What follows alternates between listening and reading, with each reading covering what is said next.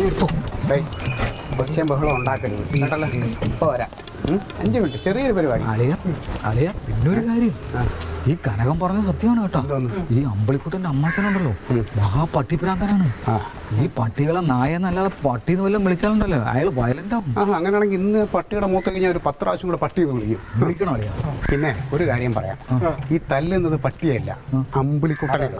ആ രീതിയിൽ അമ്പിളിക്കുട്ടൻ ഇടേ നീ ഒന്ന് പറയണത് ചെയ്. നോക്കട്ടെ സാധനം ഇവിടെ ഉണ്ടോ നോക്കട്ടെ. കൂടെ ഇവിടെ ഒരു കൂട് തല്ലണം. കൂട്ടിലെ പട്ടി ഇല്ലല്ലോ. ബാത്റൂമിൽ കാണും. ബാത്റൂമിൽ എന്താ ബാക്കിലുണ്ട്, കുര കേൾക്കുന്നു. കുര ബാക്കിലുണ്ട് ഉണ്ടാവും. പിന്നെ അവിടെ ആരുമില്ല. പിന്നെ ഒരു കാര്യം ഞാൻ പറഞ്ഞേക്കാം, ബിസ്ക്കറ്റ് ഞാൻ ഇട്ട് കൊടുക്കും. ബിസ്ക്കറ്റ് ഞാൻ ഇട്ട് കൊടുത്ത് പട്ടി ബിസ്ക്കറ്റിനെ ഇങ്ങനെ വരണം. അടി ബിസ്ക്കറ്റ് അടിയിൽ കാര്യം തരണം. ഓ അതിൻ്റെ വിളി എന്നിട്ട് അവസാനത്തെ വിളിയാണ് പട്ടി. അയ്യോ. പിന്നെ ഒരു 5 മിനിറ്റ് നിൽക്കണം. അമ്മാവനെ ഞങ്ങൾ ഈ സന്തോഷ വാർത്ത അറിയിച്ചിട്ട് ചില്ലറ തരും. അതുകൊണ്ട് ഞങ്ങളൊന്ന് ബാറിൻ്റെ അവിടെ ഇറങ്ങണം കേട്ടോ.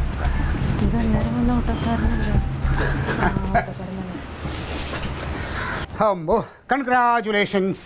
എന്തിനാ പട്ടി കടിച്ചാനാ? പട്ടി കടിച്ചാനല്ല, പട്ടിയെ കൊന്നതിന്. പട്ടിയെ കൊല്ലേ? ആ പിന്നെ അമ്മാവനെ കടിച്ചില്ല പട്ടിയെ ഞങ്ങൾ ഒറ്റ അടിക്കാൻ അടിച്ച് കൊന്ന്. പക്ഷെ ഒരുപാട് ബുദ്ധിമുട്ടുണ്ട്. അമ്മാവൻ നല്ല രാശിയുള്ള മനുഷ്യനാണ്. പിന്നെ കല്ലാതെ തന്നെ കൊല്ലാൻ പറ്റുമോ?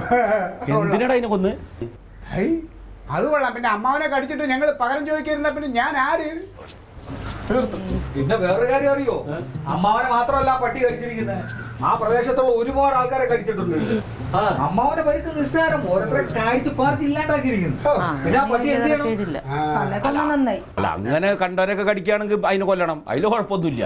നീ ആ പട്ടി എന്നല്ല, ആ പ്രദേശത്തുള്ള ഒരു പട്ടിയും ഒരു മനുഷ്യനെയും കടിക്കൂല. എല്ലാത്തിനും ഒരു പാഠമാണിത്. ആ പട്ടി ഇന്നെ മാത്രല്ല വേറെ 5-6 പേരെ കടിച്ചൂന്ന്. ഇവര് പോയിട്ട് അതിനെ തല്ലിയാണ് കൊന്നു. പിന്നെ കൊല്ലാതെ ഇട എന്റെ അമ്മാവനെ കടിച്ച പട്ടിയോട് പകരം ചോദിച്ചില്ലേ പിന്നെ ഞാൻ എവിടത്തെ മരുമോനിടെ? ഞാൻ കൊല്ലുക മാത്രമല്ല ചെയ്തു, ഔപചാരിക ബഹുമതിയോടെ കുഴിച്ചു മൂടുകയും ചെയ്യും. ഒരു മണ്ടത്തരം കാണിച്ചിട്ട് എന്തുകൊണ്ട് നീ കാണിച്ചത്? എന്താന്ന് അങ്ങനെ മക്കളെ പോലെയാണ് ആ പട്ടിയെ നോക്കുന്നത്. മക്കളെ പോലെ നോക്കണമെങ്കിലേ ഈ അമ്മാവനുണ്ടല്ലോ എന്നെ മരുമോനെ പോലെ അല്ല, എന്നെ മോനെ പോലെയാണ് നോക്കണത്.